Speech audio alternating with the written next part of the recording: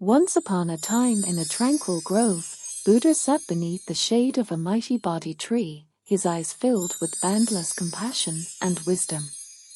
Gathered around him were his devoted disciples, each eager to hear his teachings and unravel the mysteries of existence. Among the disciples was a young monk named Ananda. He was known for his kindness, but his mind often wandered in search of answers to life's profound questions. One afternoon, as the sun cast its golden rays upon the peaceful assembly, Ananda approached Buddha with a heartfelt yearning.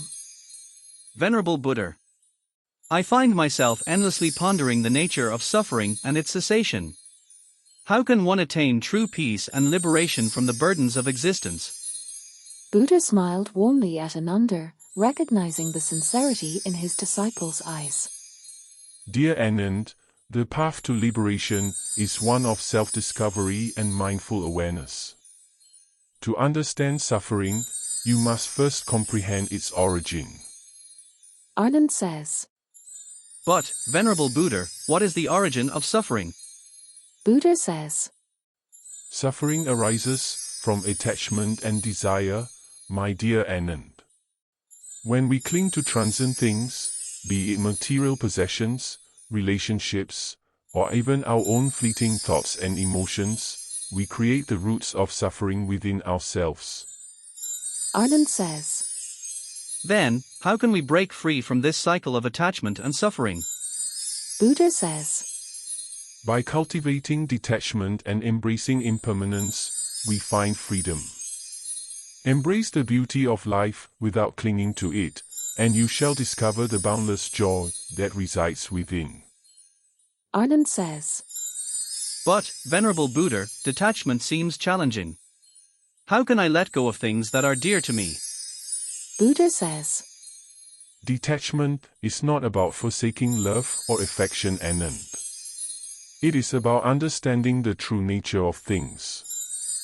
Like the lotus flower, which grows from the mud but remains untouched by it, we too can learn to remain unaffected by the transcendent world, while still appreciating its beauty. Ananda listened intently, his heart gradually absorbing the profound wisdom shared by his master. And says. And what of desire, Venerable Buddha? How can we overcome the endless stream of desires that arise within us? Buddha says. Desires are like ripples on a compound, Anand. Observe them without judgment, and they will naturally subside.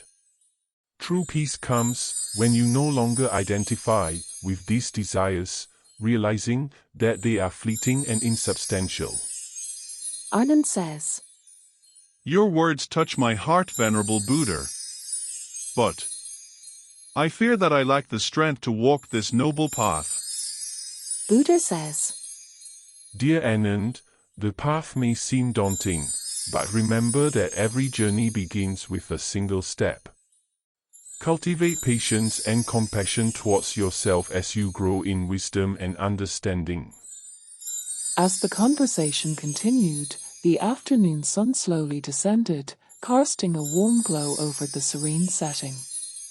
The exchange between Buddha and his disciple Ananda transcended time, creating an everlasting bond of trust and affection. In the presence of the Enlightened One, Ananda found solace and direction. From that moment on, the young monk dedicated himself wholeheartedly to the noble path, walking alongside his master, hand in hand, as they ventured toward the boundless horizon of awakening.